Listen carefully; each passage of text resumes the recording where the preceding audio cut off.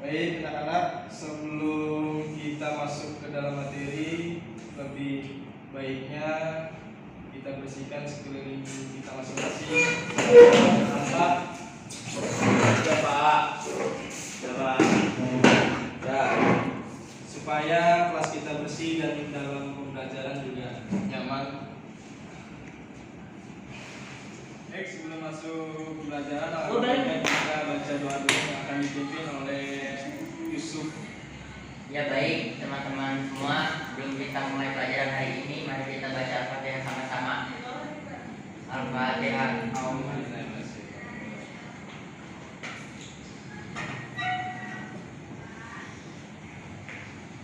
Selesai. Sekarang Bapak absen satu persatu Bapak panggil namanya, yang Bapak panggil namanya katakan sendiri ya. Ya. Robi Asabul Kafi. Hadir Pak. Isni Vicky. Hadir Bapak. Yusuf. Hadir. Ananda Zahra. Hadir Pak. Wildanul Hadi Muharram. Hadir Pak. Muhammad Mustafa Hadir Pak. Mila Kamila. Hadir. Nahari Nur. Hadir. Alhamdulillah hadir semua ya. Ya, Pak. Apa kabar kalian semua, sehat-sehat ya? Baik Pak. Nah, sebelum kita memasuki materi hari ini, apakah masih ada yang ingat dengan materi minggu yang lalu? Uzon Pak, uzon. Pak. Baik, semuanya masih pada ingat ya tentang Alhamdulillah.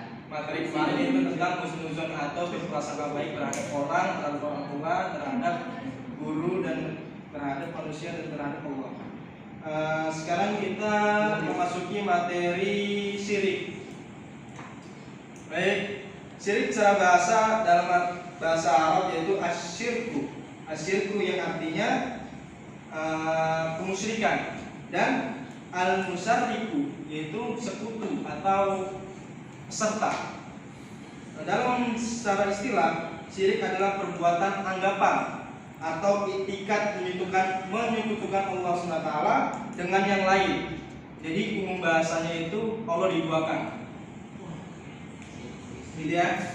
Seakan-akan itu ada kekuasaan di samping Allah gitu. Seakan-akan itu sampai seperti itu gitu ya.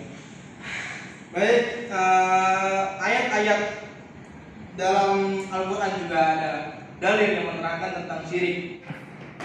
Ya, Bapak akan minta tolong terhadap salah satu siswa untuk menuliskan dalil dalam Al-Quran tentang syirik.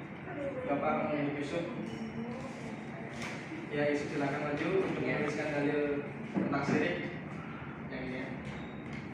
Sama artinya. Yang ini Pak ya? Yang Yang atas Pak ya? Yang tadi.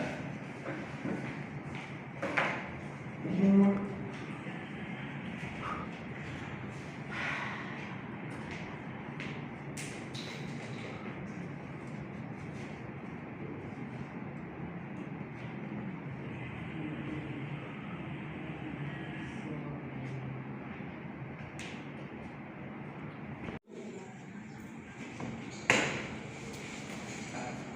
kasih sudah. Ya, sama Pak.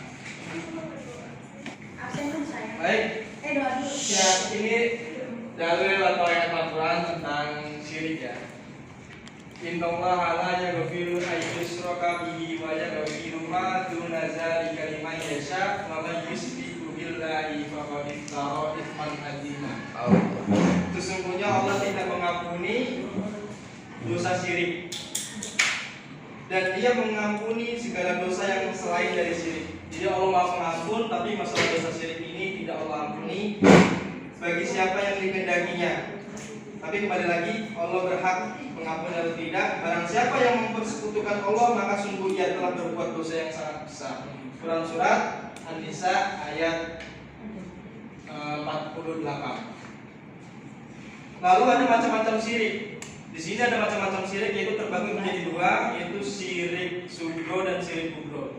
Ada yang tahu syirik kubro atau syirik sugro di sini, anak-anak? Syirik Kubro besar. kecil Pak. Kubro besar. Ya, mungkin dari taunya dari kubro dan sugronya ya. Baik, saya akan menjelaskan tentang syirik akbar, yaitu syirik yang besar.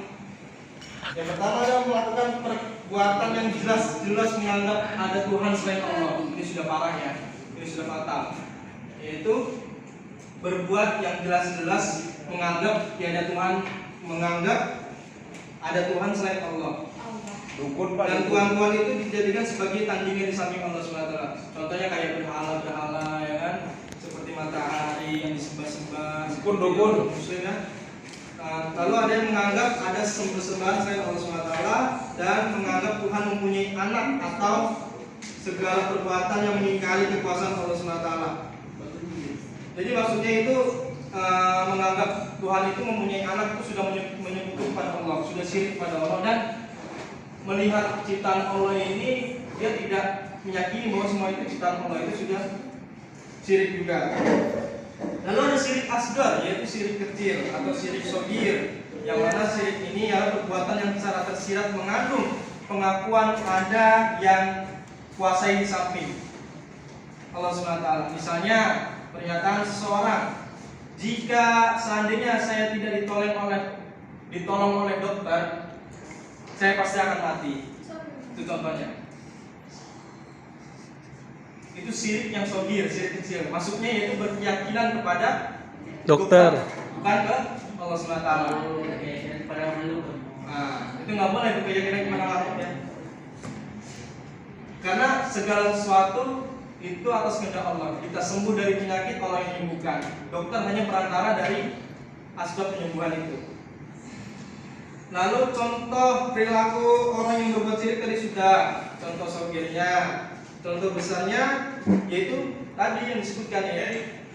Tadi kita sudah mempelajari syirik, macam-macam syirik. Lalu yang sebenarnya ada dua, ada asgar, ada shogir, ada akbar beserta contohnya, dan ada bahaya dalam perbuatan syirik atau akibat negatif atau resiko berbuat syirik, perbuatan syirik, yaitu yang pertama amalan soleh yang sudah dikerjakan akan oleh orang-orang yang berbuat syirik akan lenyap atau akan sia-sia. Jadi dia capeknya doang tapi tidak ada pahala karena perbuatan syirik. Perbuatan baiknya hilang semua setelah dia berbuat syirik. Lalu ada orang-orang musyrik benar-benar melakukan kezaliman yang besar dan akan masuk ke dalam neraka jahanam. Allah SWT berfirman dalam Al-Quran surat Al-Bayyinah ayat 6, innal ladzina kafaru min ahlil kitab wal musyrikin fi nari jahannam khalidina fiha ulaika hum syarrul bariyah. Sesungguhnya orang-orang kafir yakin ahli kitab dan orang-orang yang musyrik akan masuk ke neraka jahanam. Mereka kekal di dalamnya. Mereka itu adalah seburuk-buruk makhluk. Nauzubillah min dzalik. Lalu ada cara menghindari perbuatan syirik. Nah, di sini kita dikasih tahu caranya. Yaitu diantara caranya yaitu selalu menegakkan sholat. Menegakkan sholat, dan karena dengan melakukan sholat yang benar akan terhindar dari perbuatan keji dan mungkar. Inna sholata tanha 'anil fahsya'i wal munkar. Lalu ada selalu berusaha meningkatkan ketakwaan kepada Allah SWT. Karena dengan begitu akan selalu diberikan jalan keluar terhadap segala masalah yang dihadapi. Dan selalu berusaha melatih diri untuk memperbaiki diri atau islah diri. Jadi setiap hari kita itu ada muhasabah, introspeksi diri, apa kekurangan hari ini, apa kelebihannya, apa harus yang ditinggalkan, apa yang harus ditingkatkan, gitu ya. Selalu mengingat Allah dimanapun berada, atau selalu zikir kepada Allah, selalu zikir kepada Allah supaya kita ini terjauhkan dari sifat syirik atau dari amalan syirik tersebut.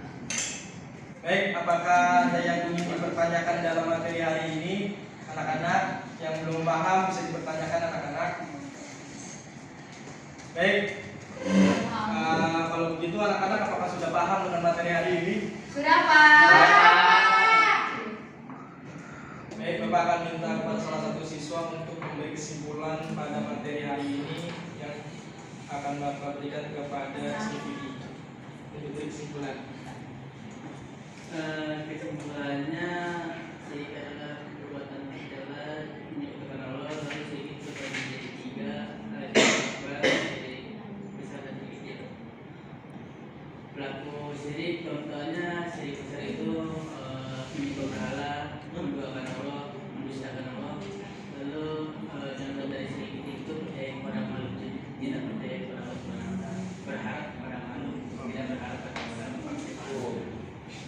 makasih pada sedikit kesimpulannya udah lumayan agak lengkap ya. Jadi begitu ya teman-teman, jadi itu anak-anak ya. Jadi syirik itu menyekutukan Allah, menduakan Allah. Yang mana syirik ini ada dua, yaitu syirik kecil dan syirik besar. Syirik besar yaitu mentuhankan selain Allah. Contohnya tadi berhala, matahari, dan yang lain-lain. Lalu ada syirik asghar yang mana yakin terhadap makhluk seperti contohnya tadi Bapak sebutkan, yaitu ketika kita sakit kita berharap dokter itu bisa menyembuhkan, bukan Allah yang bisa menyembuhkan.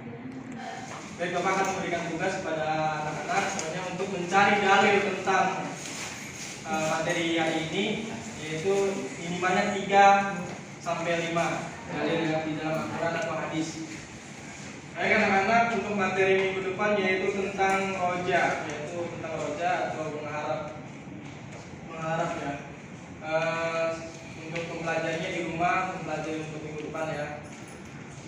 Kita akhiri dengan pembelajaran hari ini yang akan dipimpin oleh Yusuf. Doa ya, ini doa. Ya baik teman-teman, mari kita membaca doa kafaratul majelis.